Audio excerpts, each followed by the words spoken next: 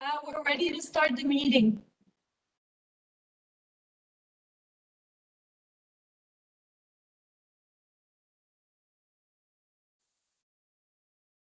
All right, it is 7 o'clock. And I would like to call this special meeting of Kimberley City Council for Monday, October the 4th to order here on the homelands of the Ktunaxa peoples. Welcome, everybody. We've got just a few items to cover tonight, but since it's kind of, I wouldn't say exactly the kickoff, but it's kind of the kickoff to the 2022 financial plan, it's an important evening. Do we have any late items, Maurice? There's no late items. Hearing none, could I have a mover to adopt the agenda? Councillor Kiddo, thank you. Councillor Goodwin seconds. All those in favor? Opposed? Motion is carried. So Councillor Roberts, thank you very much for attending remotely this evening. Please don't hesitate to speak up if you either need to be heard and I miss kind of your hand, or if you have a vote that you want to make sure is registered. Okay, awesome, thank you. Okay, with the adoption of that agenda, we will move right into the report that we have tonight, and that is the 2022 to 2026 financial plan. Tonight, it's the revenue policy overview. And Jim, having gone through the presentation, it is loaded with a lot of information. So take it away. With respect to the resolutions that we have here tonight, we'll do those one by one as we go through the presentation. Please, yeah. With you. I'll provide just a really brief introduction to the report here, and then if I can get you to move the first recommendation, which is receipt of the report, then the rest we'll do within the body once I do it. Take it away. Thank you, Mr. Mayor.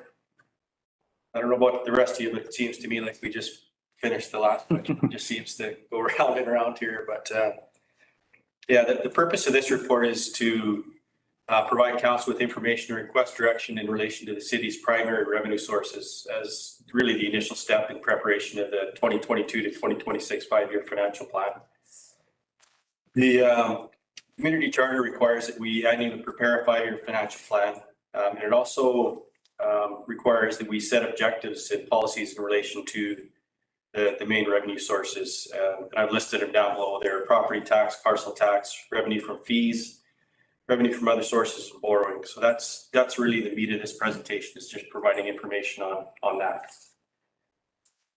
So council would move that first resolution there. Councillor Dalla moves and Councillor McBain seconds. Any further discussion? All those in favor? Any opposed? That motion is carried. All right.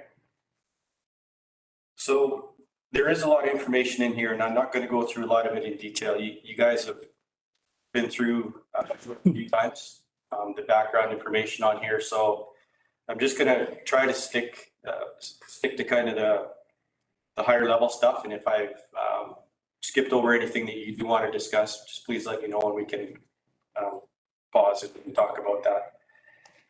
So the agenda, again, is it's a discussion on revenue sources. We're going to talk about property tax, flat tax, the adjustment on the municipal tax, and then parcel taxes, the aquatic center parcel tax, which we have. I'm also going to introduce the notion of a wastewater treatment facility parcel tax. And then we'll talk about water and sewer utility fees and solid waste collection fees. So Maurice, if you just want to skip to a couple of slides up. The slide title, revenue sources, with the text on it. Yep. So, and again, I'm going to skip over this, just hit on the highlights. So as a local government, we're limited to the revenue sources that we have, again, taxes and fees primarily. Each year we are required to adopt a financial plan bylaw. It has to be adopted by May 15th each year. So it's a long lead time into that, but we like to get to the point by the end of the year where we've got a lot of the big decisions made and the capital budget set. So that's the goal for this year. Then there will be some additional changes leading up to the adoption of the 5-year financial plan. Hopefully we'll get that done towards the end of April if we have all the information by then. So on the next slide, revenue sources. It's just got the amount of revenue that we collect from each of the various revenue sources. And as you can see, the property tax is the largest, and that's really the revenue that we count on from year to year. We've got the most control over that, the property tax and the flat tax.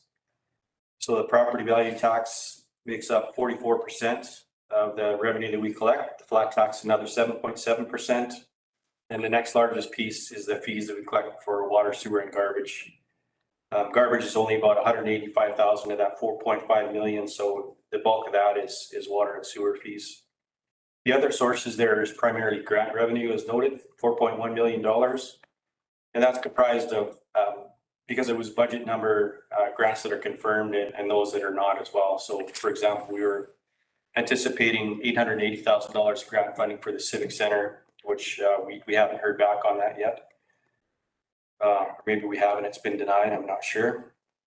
But yeah, so that 4.1 million, some of it's confirmed grant, some of it's not. So jumping right into the property value tax piece, a couple of slides up.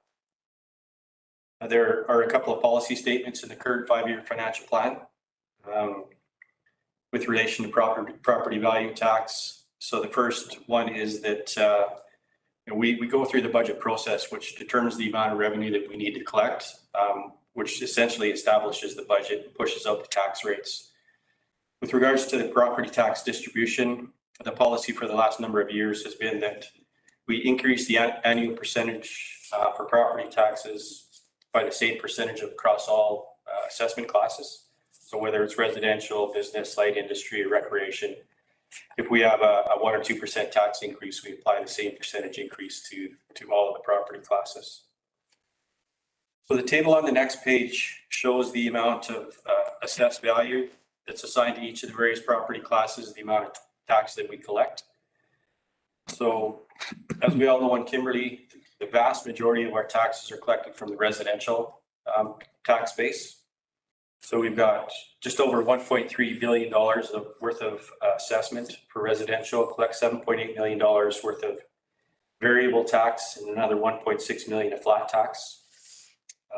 And then on business class, we collect just about $1.3 million in property tax on $65 million in assessment. And then limited amounts of tax on the other property classes, utilities, 27 grand, light industry, 14,000. And recreation, 120,000. You can see towards the right-hand columns of the table there that a lot of our tax rates rank fairly high in the province in comparison to averages. A couple that don't, or one in particular, is light industry.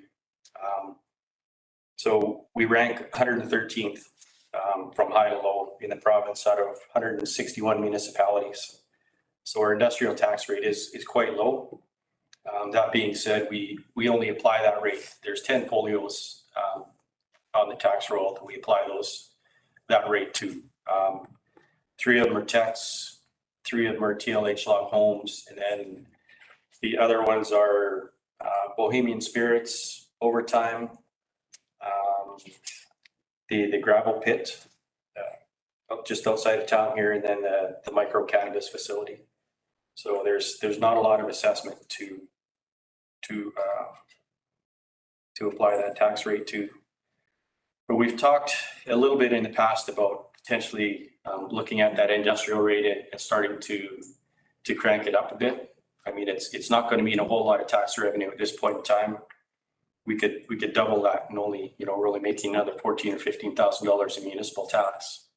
And if we do double it, those 10 folios that we're charging that to, I mean, it's not a lot of tax, but it would be a big hit to those folios. But, one of our goals is to attract more industrial assessment, light industry assessment. So, we might want to start thinking about wrapping that up over a period of time, depending on, council's philosophy on that light industry rate. Mr. Mayor? Yeah, one of the other considerations is Cranbrook, given our closest competitor. Yeah. Yeah, and I'll just run through a few comparables here on that light industry rate. So we're at $8.05 per $1,000 of assessed value. Cranbrook, in comparison, is over double that. They're at 19.8 right now. Crescent's at 17.9. Golden is at 19.3. Revelstoke's at 29, Fernie's at 12, Elkford's at 21, and Sparwood's at 18. So, you know, the relative assessed values between those communities for these properties plays a big part of that as well. But just strictly looking at the rate, I mean, we're way low in you know, in our area and in the province in general. So I'm just going to leave it at that, and that's, you know, I just want to throw that out there, food for thought, unless council wants to have more discussion about it. But if we are going to look at it, adjusting any rate in the future, I think maybe that's one that requires some attention. So on the next page, talking about property tax class multiples. So through the use of class multiples, and I'll explain a little more what that means on the next page here, but municipalities have the ability to spread the tax burden across the various property tax classifications. But again, you know, we're 99.5% of our net taxable assessed value is based on residential, which is at 94.9, and business, which is 4.6. So it doesn't really leave a whole lot of room to spread them across the other classifications. Even if we do, for example, increase that light industrial tax rate, it really doesn't spread the burden out much. On the next page, it shows what our property tax class multiples are in comparison to the provincial average. And it's because our residential tax rates, which is the base of that calculation, are quite high, it kind of skews the multiples in comparison to the provincial averages. So it's, you know, you have to be kind of cautious looking at that as a comparable between other municipalities. So the direction I'm looking for on the next page there with relation to policy is that we stick to the same, basically the same policy procedure we've had in place for the last number of years, which is increasing the taxes. So I'll just read the proposed resolution here that council direct that the approved annual percentage adjustment to the municipal property tax collection, if any, be the same across all property assessment classes in each year of the 2022 to 2026 5-year financial plan. So if council's comfortable with that, I would ask that resolution be Over. Councillor Kiddo, Councillor McBain seconds. Further discussion? Go ahead.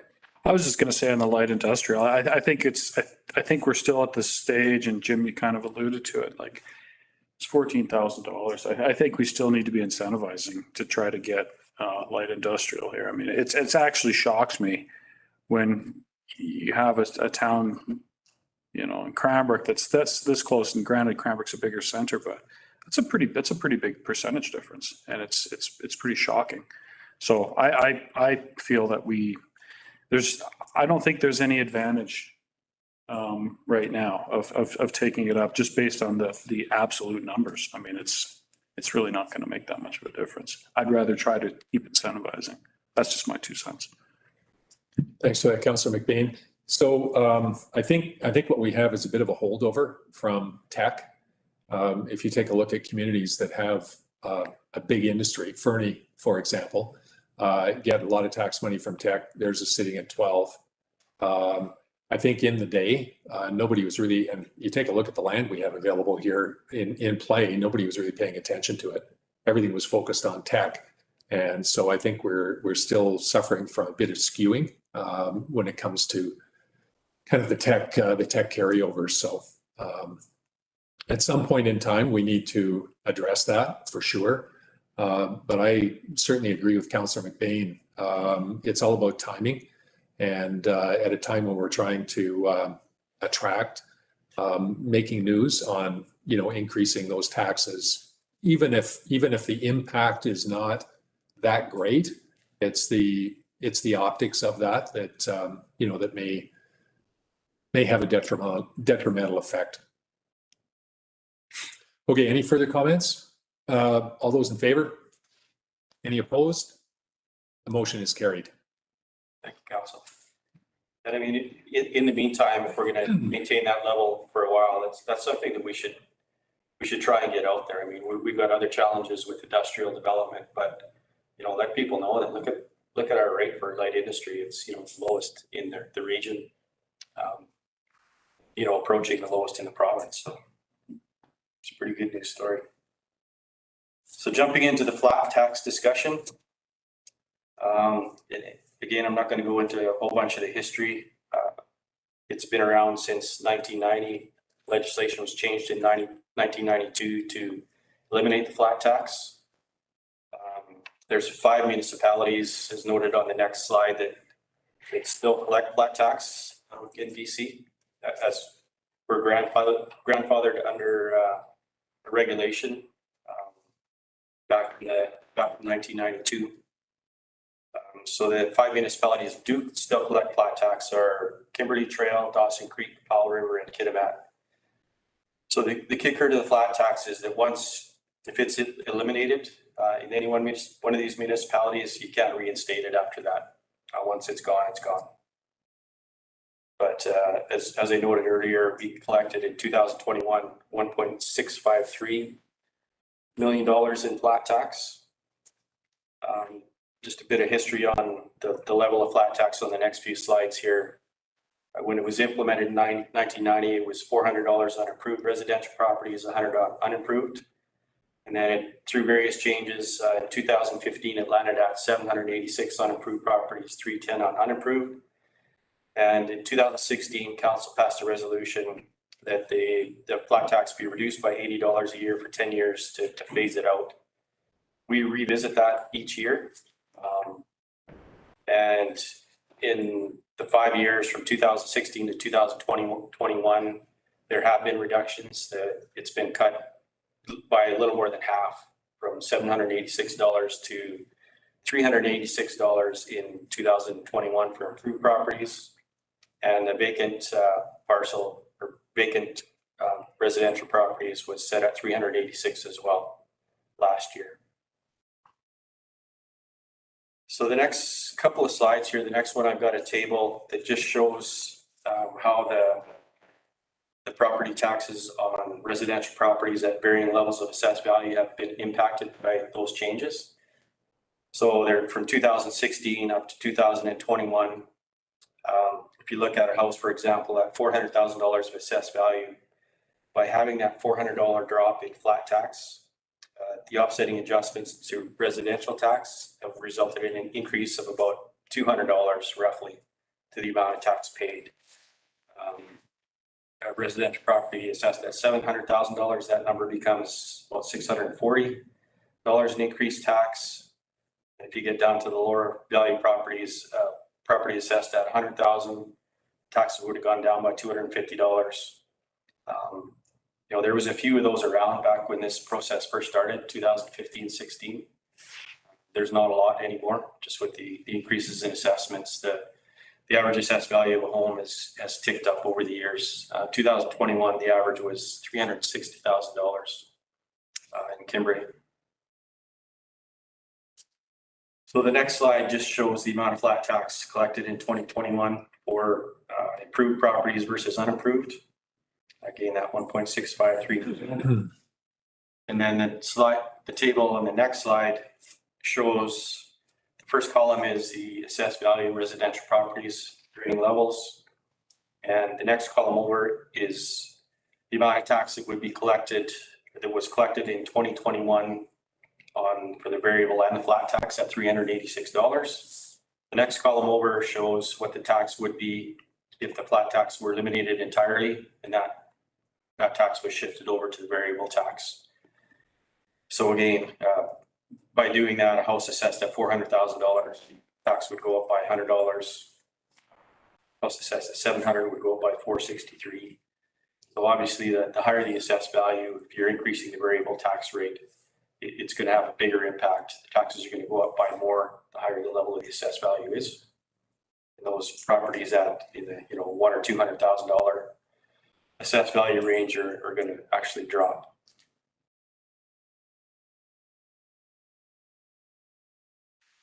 So the direction requested from council on the next slide.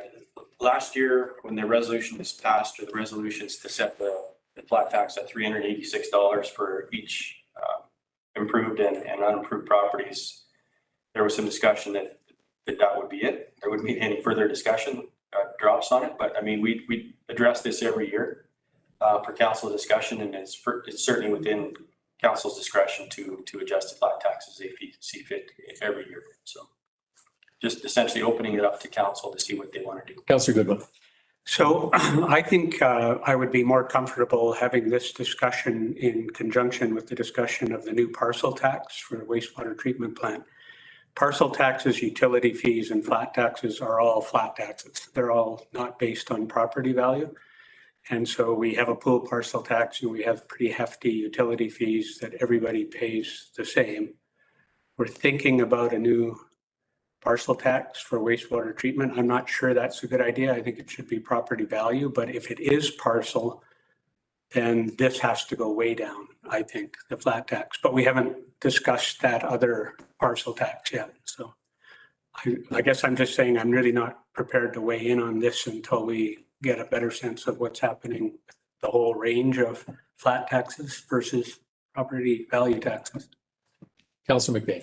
Yeah, my only concern, I mean, I know a couple of years ago I was kind of all for eliminating this down. And I guess my concern right now is that smaller bunch from the 100 to 300 that were, if the tax was lowered or brought down to zero, would, there would be some benefit. But the number of houses now in town, just given the rate that the increases have gone up, that percentage of houses is getting much smaller, so that the benefit of keeping the flat tax is actually affecting more people. So I'm kind of more in favor of having a pause on it this year. And it's all just based on the rate of change in such a short amount of time, and the number of people that will affect. I'm still not a huge fan of the flat tax, but I think given what I just laid out, it seems to make sense to have a little bit of pause on it. Somebody who bought their house for $200,000, even 10 years ago, maybe that's $550. I mean, they never asked for it to go up to $550, in such a short amount of time. So, Councillor Dow. So Jim, in an earlier slide, you mentioned, I don't remember the exact piece, but if we did away with the flat tax completely, we'd go from about 25th most expensive property tax to number 12 in the province. Is that correct? I think that's what Yeah. If all the tax we collected was variable tax. So we would become we would jump quite a ranking in affordability, lack thereof. I'll wait to hear what Councillor Goodwin has to say and then follow up perhaps. So just before we go to Councillor Goodwin. So it's important to note that reducing the flat tax doesn't reduce taxes, right? For every $86 we've been increasing the variable tax rate by 3%. So over that 5-year period of time, the variable tax rate has gone up 15% for that $400 reduction across all of the properties. When the flat tax is gone, there's nothing to offset that increase. What we're left with is arguably a close to a 20% increase in the variable tax rate, and the flat tax is gone. So it's false logic to think that reducing that flat tax is actually reducing overall taxes. It's actually revenue neutral. The city of Kimberley does not get 1 penny in extra or lose 1 penny of taxes as a result of the flat tax being offset by the variable tax rate. Councillor Goodwin. And I mean, to a great extent, that's my point. It is revenue neutral, and whether we may rank 25th on value, property value tax now, but when you add all our taxes together, we're at 12th right now. That isn't changing. Where we stand in the provincial ranking for total taxes doesn't change anything at all if we fiddle with the flat tax, property value tax ratios, because it's revenue neutral, right? So there is no increase in our ranking except in a very narrowly defined way. But if anyone actually looks at our total taxes and fees, which you can do on the government website, you find out where we are, and that will change. And the other thing is that it doesn't matter if there aren't any $100,000 homes anymore. The principle of property value taxes is that the more expensive your house, the more money you have, the more tax you pay. The less expensive your house, which usually means you have less money, you pay less tax. It's a way of dealing with income inequity and the fact that there's getting to be a bigger gap between rich and poor, I think. And we can't do much about that because we have no control over income tax. But the little we can do is try to base as many taxes as we can on property value, which is related to how wealthy people are. Councillor Oakley. I think we've been extremely fair to all of the taxpayers of Kimberley, this council and the previous council, to slowly reduce this unbelievably ridiculous flat tax, which I have wanted to get rid of completely. But we've been reducing it by, over a 10-year period, $80 a year. I think and we set that journey a long time ago, and we've stuck to it generally. And I think it's a very fair way to get rid of a very unfair tax and put it on the value of, the taxes paid in Kimberley should be based on the value of your house, on the assessed value. And not this. I mean, this works well if there's a heavy industrial tax, right? Like Kitimat, they love this. This works fine. But we don't have tech around anymore. So to me, I'd like to get rid of it. At least do the $80 again. I totally support reducing it again. Just get it down. Keep getting it down. So that's where I stand on it. Okay, so last comment from Councillor Dallum. This argument around the table from everybody is the same as it was last year, is the same as it was the year before, and we don't have to go over this again. We'll just call the vote on what we're going to do, and we'll leave it at that. Go ahead, Kyle. So I appreciate what's being said. However, I do see that not reducing it will allow for some minuscule amount of consistency from last year through to next year, because there are people that have bought their houses, and with the increases in market values, which have been staggering, there are people who are riding a fine edge between keeping their house and losing their house. And I would say that it's not the people under 200,000 that are concerned. There's people that are maybe up at 400 or 500,000 now, and they were already struggling previous to this. And in the event that interest rates start climbing in that, I would just rather have one less variable for people to be concerned about. That's why I will vote against raising it. All right, thank you. Go ahead, Jim. Sorry, lowering it. Go ahead. Yeah, so we don't have to have the flat tax set until May 15th. That being said, this has the ability to derail the financial plan bylaw, like delay it being adopted. So if, we don't have to make this decision right now, but if we do want to defer it a bit, I'm not going to let it go until April or May. Let's call the question tonight. For now. Yeah, everyone's set. Guys, decorum, if you don't mind. Sandra. Go ahead, Sandra. All right, Councillor Roberts. You're on mute. We can't hear you. You're on mute, Sandra. Okay, There you go. all right. So I've been unmuted now. Thank you. I didn't have control of that. I am firmly in line with the fact that we have made a decision to slowly remove this. It is as least impact as we could possibly create. And my goodness, folks, it's been over 10 years that we're making this plan. It's just not that big a deal to try to slowly manage this and slowly remove it. $80 in the scheme of things is a few cups of coffee. And I just think we're overthinking the whole thing. I'm going to be voting to remove to reduce it again. Thank you. Thanks, Councillor Roberts. What motion do you want on the table, Jim? So if we could get a motion to one way or the other, why don't we start with if somebody's interested in reducing the flat tax on approved residential properties by a further $80? I would make that motion. Councillor Oakley seconds. Any further discussion? All those in favor? All opposed? So Councillor McBain, Councillor Dallum, and myself are opposed. The motion is carried.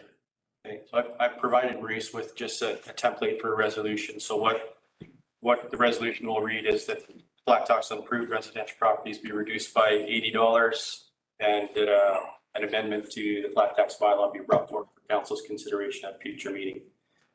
So I'd like to ask for a similar motion on the vacant residential properties, unimproved lots. It was at 386 or currently is at 386 as well. Okay, mover, Councillor Goodwin. I would move that we leave the flat tax as it is on the unimproved lots. Who seconds that? Councillor Kiddo. Discussion? We have a rationale as to why. Well, we actually raised it up to $400 because we were hoping to encourage people to develop lots because we needed more housing, and having empty lots sitting around didn't make sense. And then last time we sort of had an argument, should it be more than the tax on an improved lot? And actually it probably should be more because you can get rid of it just by building a house on the land. So I would leave it at 386. It's easy. Thank you, Councillor Goodwin. Any further discussion? All those in favor? Opposed? I'm opposed. Motion is carried. Okay, thank you, council. I'm sorry, Mr. Mayor, I missed something there.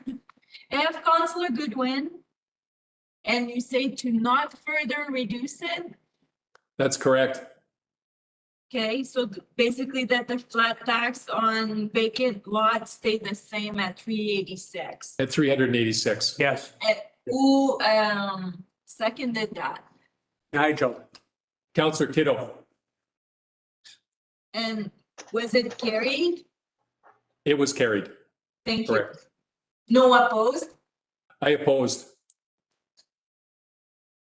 Thank you so much.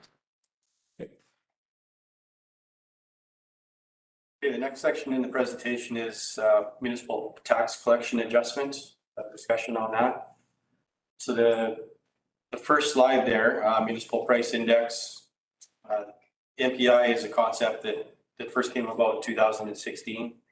It's essentially, it's a inflationary factor that's based on, as close as we could anyways, based on the basket of goods that municipalities typically deal with as opposed to just a straight up CPI number.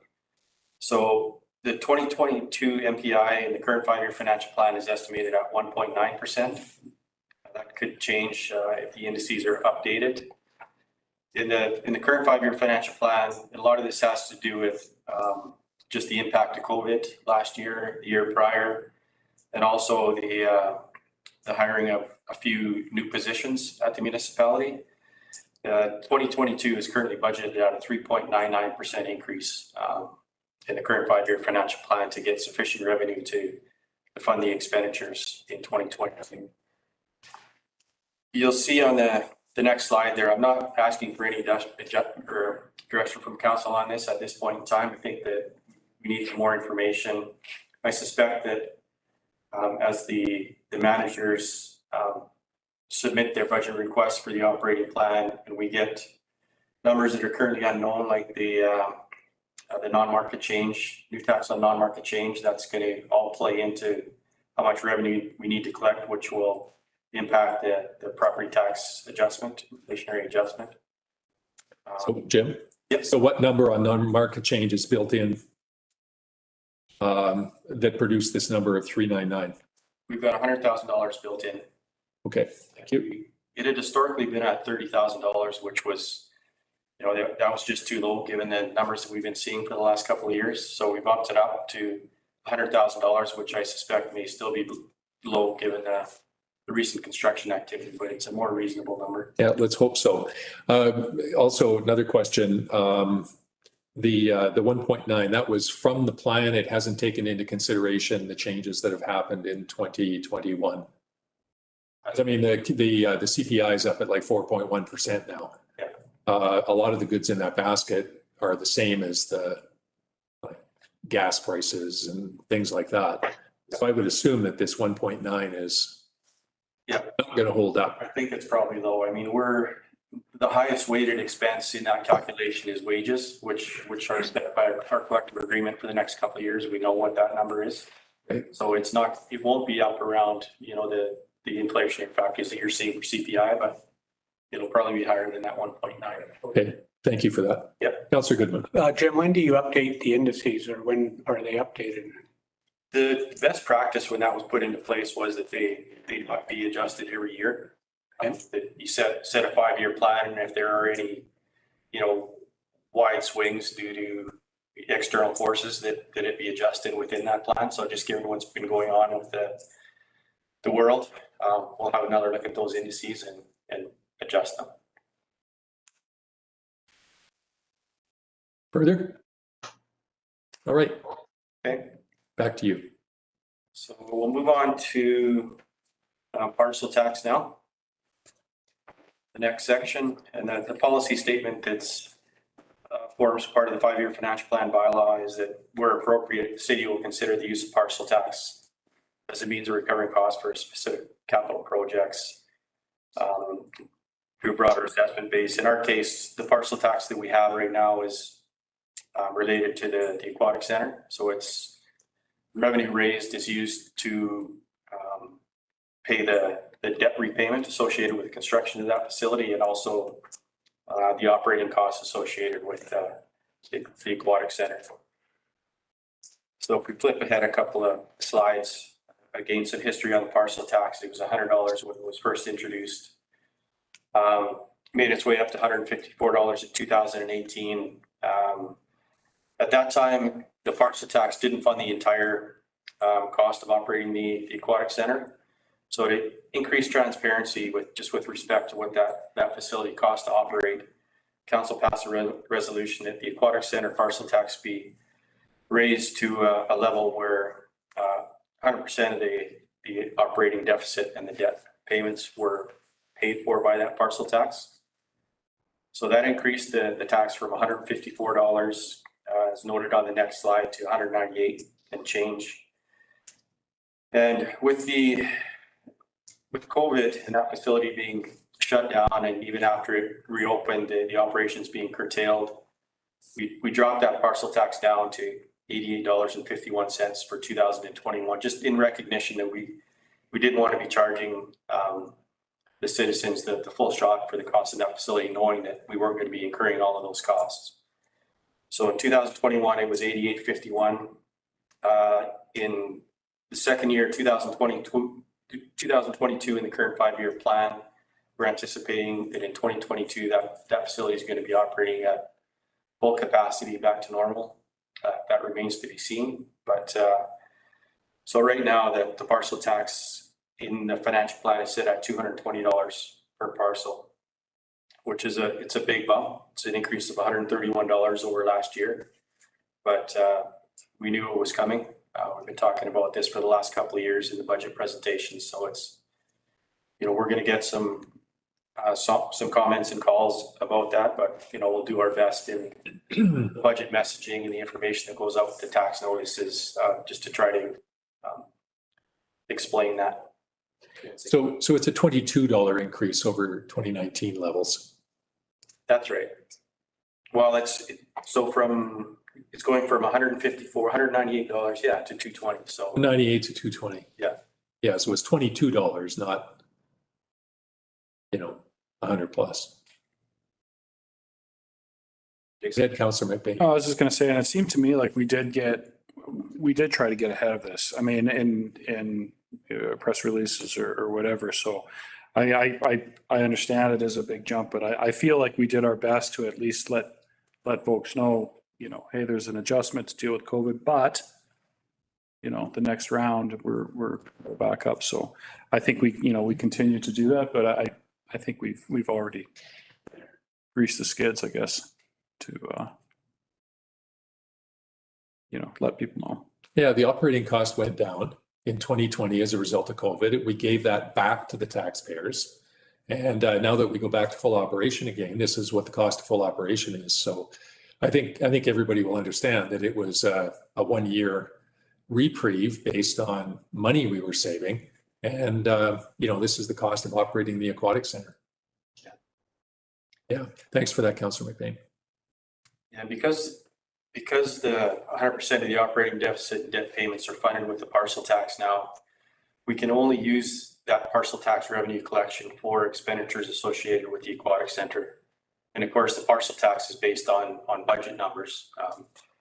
So at the end of every year, we're either going to collect a little more or a little less than what we needed to run that facility. So that's going to it'll get put into a reserve and then pulled back out and used to adjust the next year's parcel tax, either up or down, depending on what we ended up with. So the bottom line is that the parcel tax is based on the exact operating cost of the aquatic center in a given year. That's right. Thank you. Yeah, and I did include sorry. Councillor Dallin. Sorry, Jim, what portion of that is part of the loan? If you had that, I included a bit of a blurb on that, because it comes up every year. Appreciate the question again. So in 2025, that debt is set to retire. It's about $120,000 a year that we pay. So at that time, council will have the option of reducing the parcel tax by $40 or leaving it where it is and allocating that extra revenue to something else associated with the pool. But yeah, $40. Right, further? Okay. So the direction I'm requesting from council on the next page is essentially once we have the information available to set that rate, that I bring back an amendment to that bylaw for council's consideration. So somebody could move that'd be great. Councillor Dallin moves. Councillor McBain seconds. Any further discussion? All those in favor? Any opposed? Motion is carried. Thank you, council. So this next section here is with regards to wastewater treatment plant facility proposed parcel tax. As council is aware, we have on the books in a 5-year financial plan the construction of a new wastewater treatment facility currently anticipated in 2023.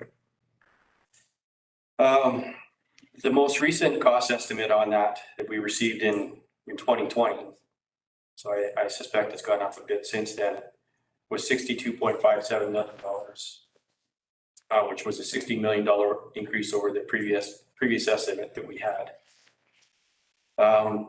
So taking that into account and adjusting the anticipated grant funding to 73.33%, which is what other municipalities have been getting for similar types of projects, it's very evident that the previous strategy of increasing the user fees for sewer, we were increasing them by 7 or 8% a year. I've been doing that for the last 3 years. It's not going to give us sufficient revenue to start repaying the debt once that facility is built. And I'm planning on bringing back, as I note on kind of the decision slide there, a focused discussion on this.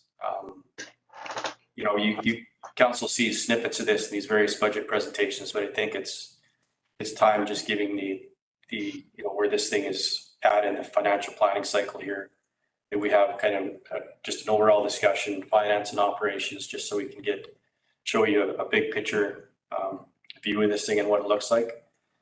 And at that time, I think that this parcel tax concept might make a little bit more sense as far as a strategy to repay the debt. It's not something that we can just pass by resolution. If council decides to go with the parcel tax to refund either all or a portion of the debt associated with construction of the facility, we would have to adopt a bylaw to do that. So the concept of this was first brought up in the May 10th, 2021 staff report. So the 5-year financial plan actually anticipates the imposition of the parcel tax in 2024, I believe it is. Yeah, 2024 to start to pay the debt. So we're anticipating, based on that $62.5 million cost, we're anticipating having to borrow 26.67% of that, so $16.7 million. That over 30 years at current rates around 2.99%. Debt payments are about $895,000 a year. It's a big chunk of change. So at $150, given the current number of parcels, that would give us $700,000 in revenue. So that would pay a portion of the debt payments. Sorry, I'll throw that out to council. Ready? Councillor Goodwin, then Councillor McBain. So I don't know if you want to have this discussion when you come back, when we get into more detail, but what is the rationale for a parcel tax versus a mill rate tax in this case, or in any case? The mill rate tax is based on the value of the house. The parcel tax is the same for everyone. Why do we prefer parcel taxes in some cases to mill rate? We have, I believe with the parcel tax, you do have the ability to have it based on assessed value as opposed to having, it's either a parcel tax or a specified area tax. I'll Okay. get some more information back on that at that time, but Okay.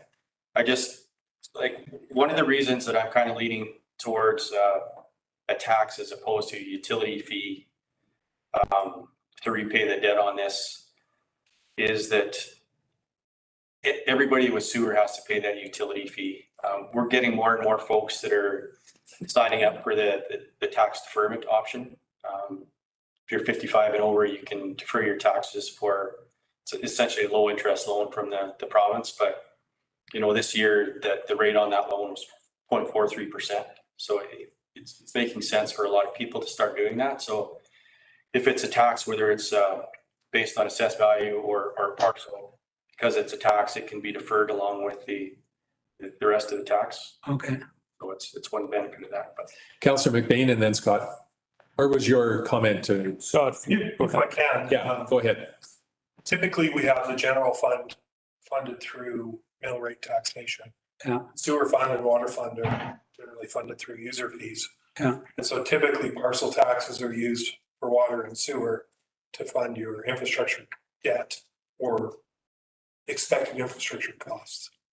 Yeah, but with such a massive investment, there isn't a rule about that. It's just sort of the way we've done it. I know we have to keep the funds separate. Well, we've been really trying to become more transparent about where the money goes. Right. And so if you use general taxation, you can transfer that money into the sewer fund to make these debt payments. Right. You can't do the opposite. You can't transfer out of water or sewer back to general. Okay. But we're trying to keep the shell game of how the money moves as simple as possible. Yeah, and for the transparent. that makes sense. And if there's an option to have property value based taxes, special taxes that keep it transparent. Yeah. You're not sure? Oh, okay. I'm not sure, but I'm not the CFO, so. Okay. Mr. Mayor, Sandra here. Yep, go ahead, Sandra.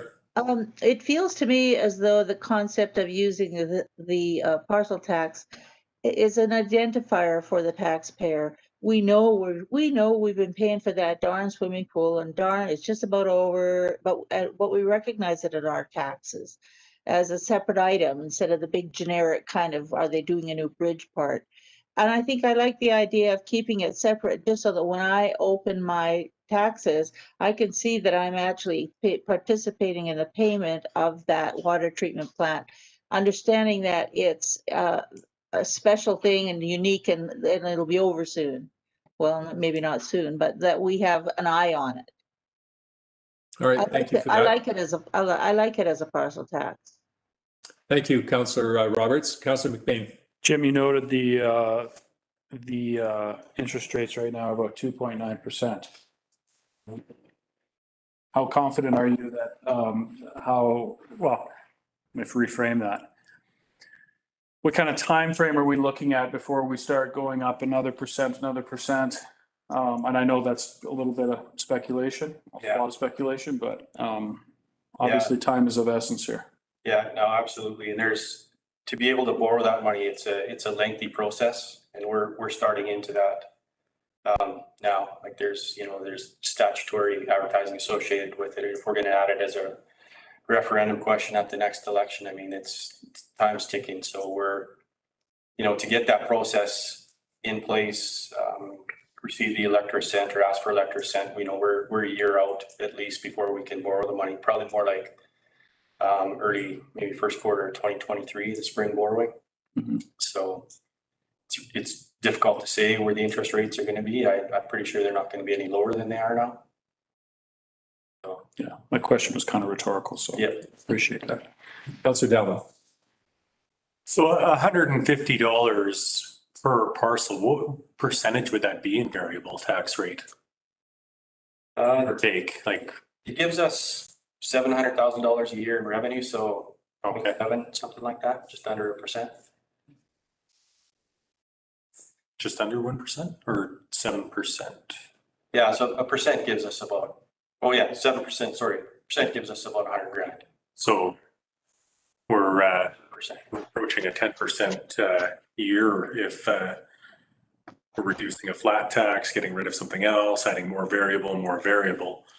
That's going to certainly impact the greatest percentage of the population of Kimberley. Thank you.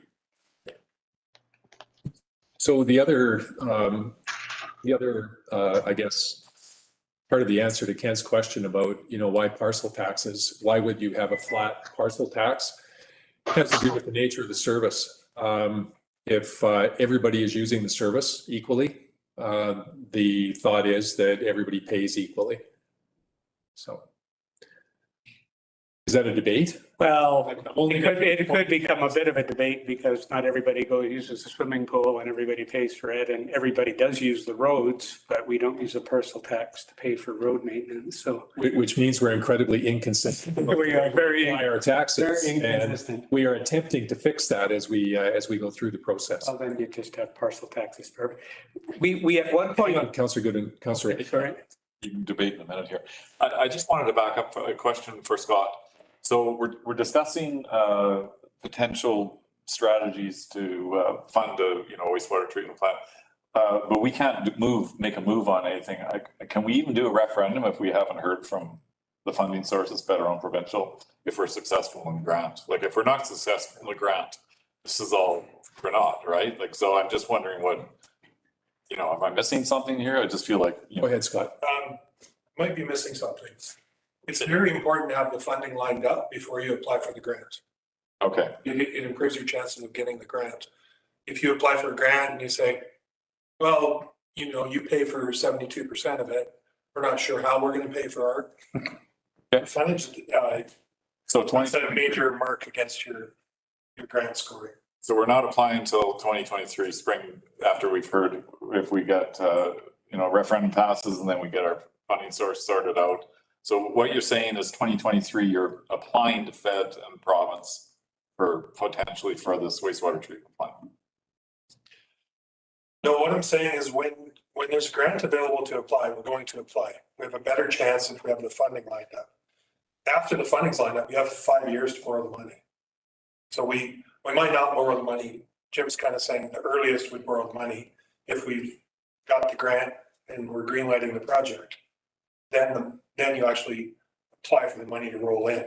Okay. But you've got to have the bylaw and the referendum and everything passed well in advance. Yeah, the one thing for sure is we have to have elector assent for that kind of money. Yeah. Yeah, it's just, I don't think it's statutory, but it certainly is mandatory in my view. Can I ask another piece of this, Scott? So for the grant funding, provincial, federal, is it a cycle? Like, is it a reliable cycle on timelines that you can apply in? Is it totally political or is it half and half? Like, how does that work? I don't know how it works. I've never been to Ottawa, but how I think it works is on a typical election cycle, it's predictable. The minority government, when there's an election on average, 489 days for a minority government, it's way less predictable. So we haven't seen or got wind of this grant opening again, but there is one grant program that consistently comes out every couple of years. We just haven't had a minority government in quite some time. That throws that cycle of expectations off. Further? One more, sorry. Go ahead, Daryl. You know, when we had the tour of the wastewater treatment plant, that was a real eye opener for me. It was a great amount. It was awesome to spend that time down there and have staff explain to us how that works. It's a 1960s vintage wastewater treatment plant, but it is actually running as effectively and efficiently as you can possibly keep that old thing going. And I guess one of the things that I was left with was it still runs fine. And we are out of compliance sometimes because we can't, we just can't do the composting the way it used to happen down there. And we're also close to the riverbank. Is there any way ever to just redo things so that you're in compliance with that old functioning jalopy of a plant? Is there any way, like in terms of, I just, when I was, So if I could, Daryl, Yeah. we're veering off the budget discussions for tonight. We have kind of in a future segment where we're talking about, projects for the balance of this year. If we can hold your question for there and problem, I do have a short answer. probably no. That's what we've been doing for the last 20 years. Yeah. Yeah. Afraid you were going to say so that. we'll come back to that for sure. Thank you. Yeah. Thanks, Scott. All right. So Hey, the, Jim. the next slide is requesting some direction in relation to the parcel tax. I'd actually prefer at this point in time to not ask for that direction. At a future meeting, I think when we'll talk about when we want to present it, but probably when the capital budget comes forward, we'll have a focused discussion on this facility and what's going to cost, what we anticipate it's going to cost, how we anticipate paying for it, and then kind of go from there. Okay, Can I make a quick comment on that, please? go ahead. Thank you, Mr. Mayor. So, there is a very small chance, but it is a slight chance that when we pay off the pool, by the time we pay that off in 2025, there's a slight chance that voter incentives come through for the wastewater treatment plant and we can just plug it in. We paid off one thing, now we got another thing. Yeah, no, there's potential for some offsetting there. Yeah. Okay. Our ability to borrow isn't the issue. The issue is our ability to pay. Right. Okay, so the next section is water and sewer utility fees. Unlike the tax rates, we try to get these established before the end of the year so that we can set the new rates starting January 1st coming into the new year. So the policy statement with regards to utility fees is that the city promotes the funding of services on a user pay basis when feasible. And we'll review the fees from time to time, ensure a reasonable recovery rate in relation to demand for the service. So the next slide there shows the flat rate utility fees. This is what we had anticipated in the current 5-year financial plan. So we've been holding the rate at 0 on water for a number of years, in large part because the increases to the sewer utility fees were 8%. So Jim, pardon, what impact has that had on the water fund and the health of the water fund? It was, I kind of mentioned on the next slide here that some of the capital projects that we had budgeted in the current 5-year plan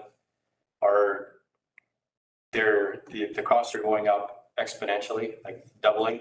So at the 0% increases up from in the 2021 to 2025 plan, with the 2% starting again in 2025, everything was funded. So we were able to pay for the operating, we were able to fund the capital as per the costs that were in the previous 5-year financial plan. With the adjustments to some of the capital projects and the costs going up, it's becoming apparent that it's just not sustainable. So I'm proposing that we at least get back to the 2% a year every year in the water fund, in conjunction with the sewer dropping back down from 8 to 2. So, okay, Councillor Dallin, we'll come back to that. So in the earlier wastewater treatment piece, we were short just about 200,000 for that potential payment. The 8% that we've come up in the last couple of years, how close does that get us?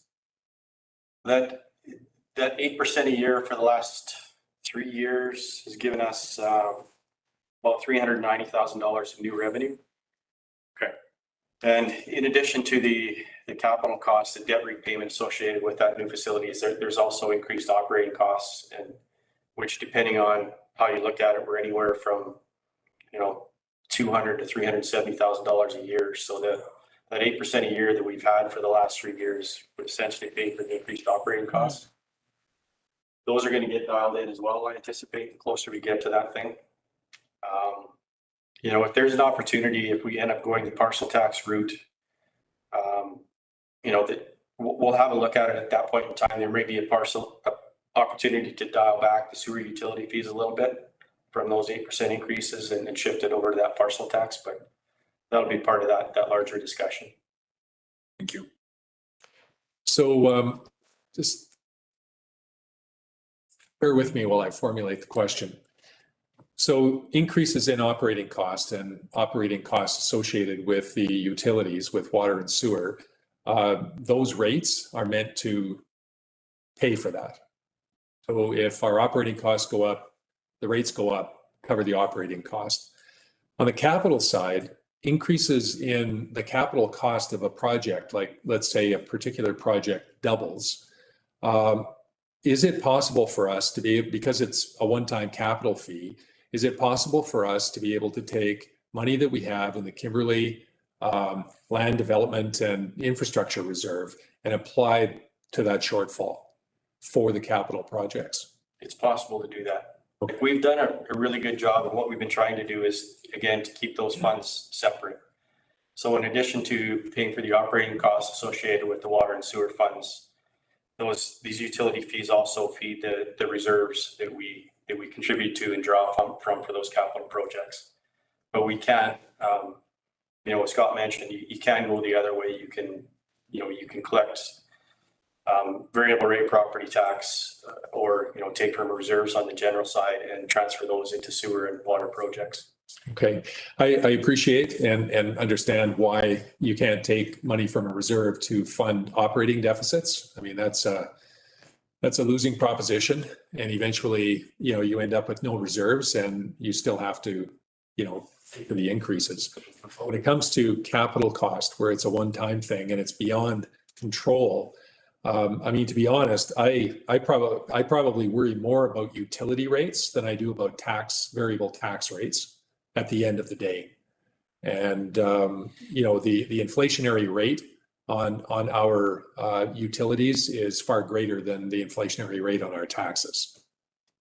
So it's the reason I'm asking the question. We have that money there. And in fact, arguably, the reason why we created that or put the money from the sale of the campground and Bootleg Gap and other assets into that fund was to account for some of these things. And it would be really nice if we could take a little bit of pressure off the tax side of it and use that money. Thanks, Jim. Thank you, Jim. Good points. So on the next slide, speaking about the sewer utility fees, again, 2019 through 21, we had those 8% increases. And as noted in previous section of the report, just given the increase to the capital cost of the plant and what we're anticipating we can receive for grant funding, I'm recommending that we dial that 8% back to an inflationary increase of 2% a year and have that larger discussion on how we're going to fund those debt payments a little later on. So the next slide, sewer utility fees moving forward, it shows what the impact of that 2% is each year. And yeah, I mean, this is 2% compounded. Yep. It escalates very quickly. One other question, Jim. Do we have the equivalency of non-market change for sewer and water, like for utility fees? No. Because we have lots of new structures, new buildings, new homes and whatnot coming on every year, probably the equivalent of, I don't know, the last couple of years, 70 or 80 or 100 homes.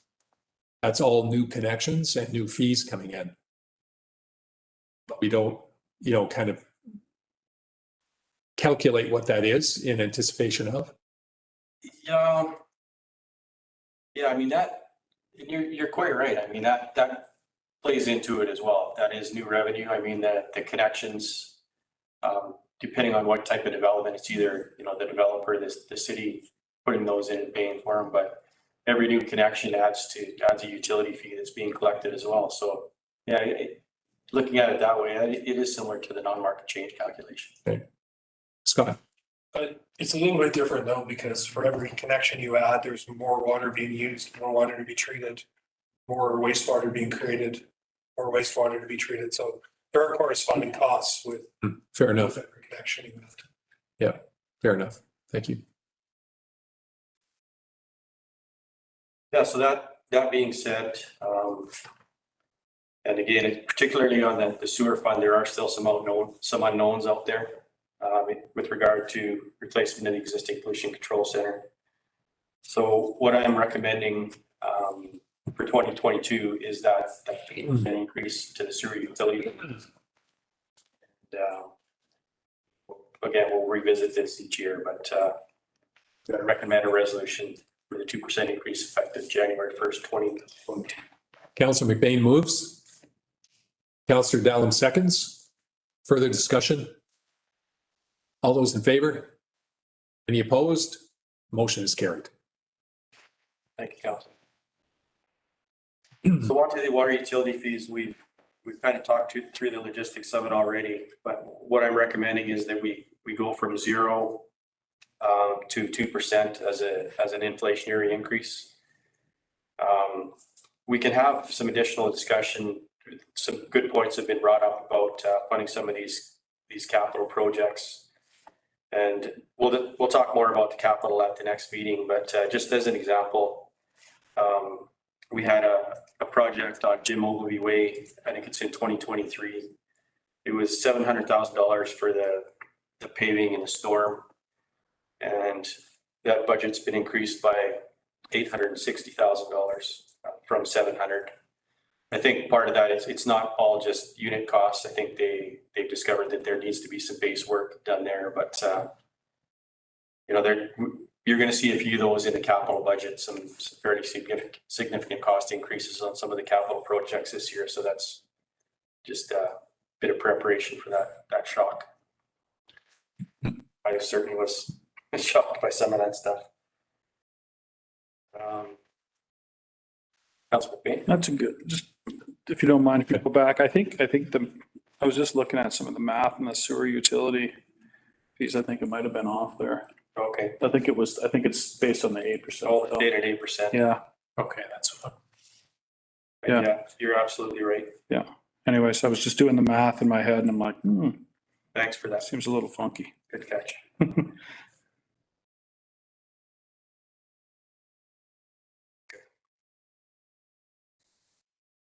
So on the water, I've got a recommended resolution. Actually, we'll go through the bulk water rates first, the resolution with that.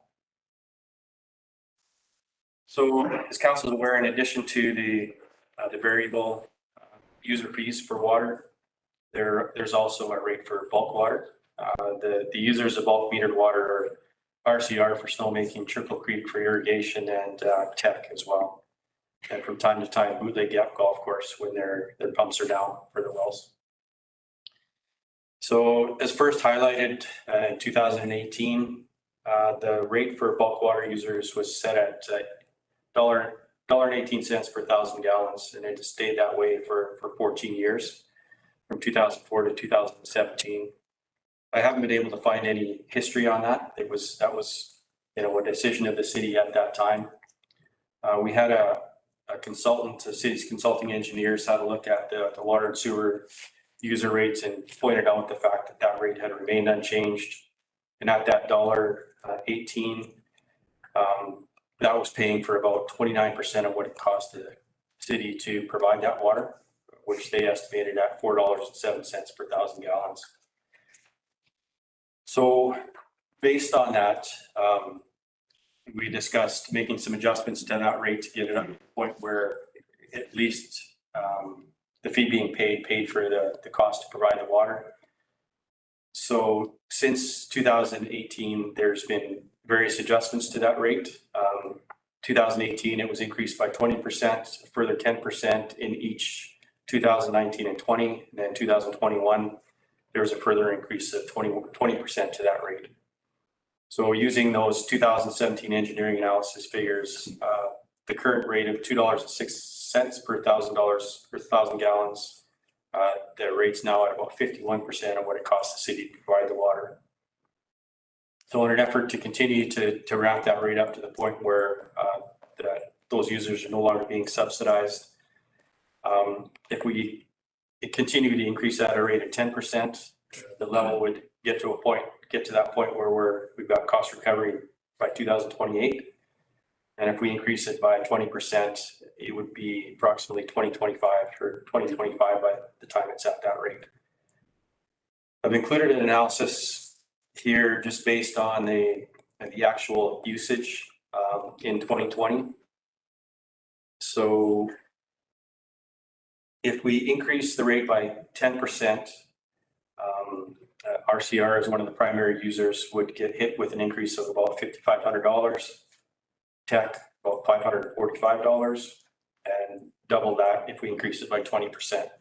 So if we bump the rate by 20%, RCR's bill, assuming they use the same amount of water they did in 2020, would increase by $10,800, and Tech would be paying just over $1,000. That usage obviously varies quite a bit from year to year, but that provides you with a bit of some context anyways for that calculation. Yeah, really RCR is the only material user, of that water. The problem I have with 20%, and I expressed this again last year, I think 20% increases in anything is usury. This water line, and I mean, I've heard the argument that, well, $5,000 or $10,000, what's that to RCR? Well, this item represents probably one of maybe 500, 600, 700 general ledger line items, all of which are under this similar inflationary increase. And this is our ski hill. The rates that are charged for the lift tickets, employment, the employment that we have up there, it's all related. And 10%, I mean, 10% is pretty inflationary by most increased standards. But given where we were coming from to where we're going, I certainly support the 10%, but not 20. Councillor McBain. Councillor Goodwin. Yeah, I mean, I would agree with that. I mean, I think given the circumstances and the effect that the ski hill has on our community, that rationale makes sense. But I do think that the direction that we need to be going is to get them on par with what the water costs. Yeah, completely agreed. Yeah, Councillor Goodwin. I've just wondered if anyone knows what a season pass costs. I know what a family one is because Family this year I think is 2,200. 2,200. I don't see it. So we're talking 2 family seasons passes at 10%, or 4 family season passes.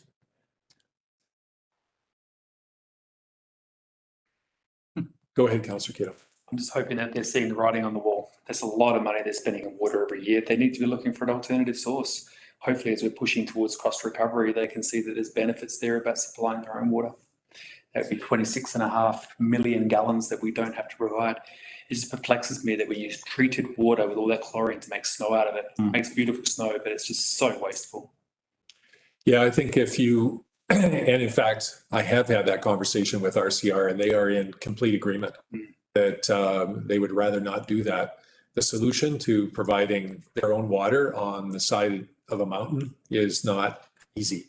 Nope. And I think that it's not only on the radar screen, but it's something that they agree long-term needs to happen. It's a question of getting action in behind it for sure. Councillor Dallin. I think that's a great point, especially considering how the challenges of water are ever growing globally.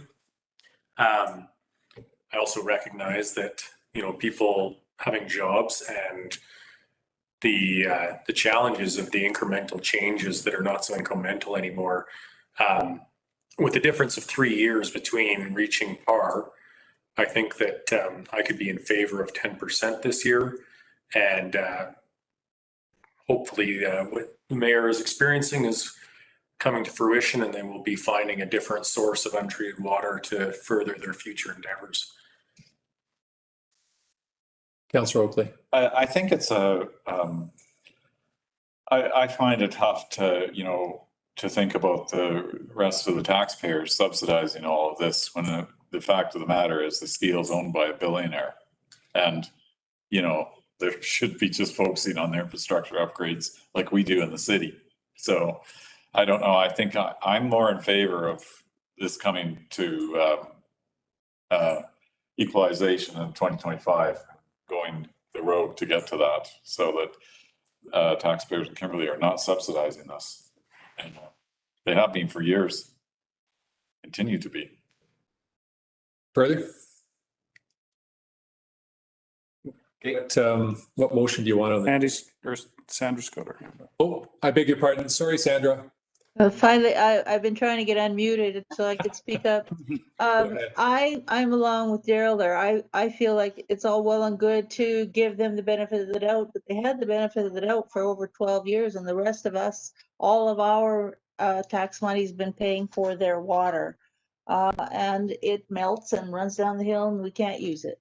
So, I think I'll go with the majority of belief today, but I generally feel that we should not, as the regular taxpayers, be subsidizing that, because I'll tell you one thing, they certainly wouldn't subsidize my water. Fair enough, Councillor Roberts. So at the risk of repeating from past conversations, it was actually City Council that chose not to take increases for a period of 11 years, if I remember correctly. So it's not RCR that got the benefit of the doubt. It was us asleep at the switch. And as a result of that, we are working hard to catch up. But we need to do that in a responsible manner as well. Thanks for the comments, Councillor Roberts. Appreciate that. Okay, so So the next slide has got a couple of proposed resolutions. The first one is to the flat rate tax, for the flat rate water fees increasing by 2% a year, effective January 1st, 2022. okay, Councillor McBain moves, Councillor Dallum seconds. Any further discussion on that, Council? All those in favor? That motion is carried. Thank you, Council. And the next one is in relation to the bulk metered water. The way the resolution reads, it's increase of 20% to $2.47. If Council would like to move that motion, or that motion with the 20% change to 10% and the 2.47 change to $2.27. Somebody move the 10%. Almost 10. Councillor McBain, thank you. Councillor Dallum seconds. Further discussion? All those in favor? Opposed? Councillor Roberts, in favor or opposed? Can't hear you. No, yeah, they keep on unmuting me, so I'm stuck. Anyway, I'll vote in favor. Okay, thank you. That motion is carried. Thank you, Council. The last section is on solid waste collection fees. Sorry, Jim. Mr. Mayor, just to confirm, Councillor Keto and Councillor Oakley were opposed. And Councillor Goodwin. Thank you. Go ahead, Jim. Solid waste collection fees, I'm not going to drag out the discussion on this. The recommendation is that if you go to the next blue slide there, Maurice, on solid waste collection fees, we're currently collecting sufficient fees to fund that service. The fees were reduced when we went to the automated garbage collection. We're still kind of feeling our way through that, but I'm recommending that the fees remain unchanged for the year. So I've just got a resolution to that effect. Wow. Everybody raised their hand fast on that one. Councillor Dallum moves and Councillor McBain seconds. Further discussion? All those in favor? Motion is carried. And there's a second resolution on that page with regard to the recycling fees. New service that was just introduced in August. So the bylaw was amended to establish a separate fee for that. So until we get a little bit of history on that, I'm just recommending that we do that fee as well. Councillor McBain moves, Councillor Kiddo seconds. Further discussion? Councillor Dallum? No, sorry. Favor. Call the question. All those in favor? Motion is carried. Okay, So the next slide is just the proposed next steps. So what I'm proposing is that the next special meeting on October 18th to present the first draft of the capital and non-capital plan, and November 1st getting to the operating budget. Then on the 15th, present the capital and operating budgets with council's recommendations, directions for any change. Those could change, but that's the plan right now. Here we go again. All right. That's it. Council, anything further? Questions or comments? Thank you to Jim. Yeah, thanks, council. Thank you, Mr. CFO. You're welcome. So I guess I have one comment, I guess. So this is the first year in the last 6, I guess, where we are really feeling an inflationary pressure. We've managed to keep our variable rate increases, the majority of our tax increases down to inflation over the last 6 years, which has been an amazing feat if you think about it. Kudos to staff through Scott and our money management for being able to do that. But I'll tell you, we're really, really feeling the inflationary pressures this year. The town has grown, staff has not. I don't know, Scott, where are we at on staffing levels, say, compared to 5 years ago? Couple less than we had a few years ago. Couple less. Yeah. And with the increases, we've had some service increases, our recycling, for example. Staff have done an amazing job at efficiency. And if you go back 7 years ago, when we talked about the concept of an ongoing service review, where every year we were reviewing and trying to make our services the most efficient we can, eventually you hit the wall where you just can't reduce that anymore, and where increases in population and demand for service, actually requires us to look at increasing. And it really feels like we're up against that wall as we head into 2022. Councillor McBain. Just to follow up for Scott, where do you think the biggest decreases would be? I'd say Public Works, the Aquatic Center. Yeah. Thanks. So we have our work cut out for us this year, relying on expert counsel from staff, and we'll get to the right place. Okay. Hearing nothing further, that is the item for our regular council meeting tonight. We do have a couple of items in camera. If I could have a mover to move from regular to in camera. Councillor McBain, thank you. Councillor Kiddo seconds. All those in favor? Motion is carried. We will take a couple of minutes to disconnect and reconnect.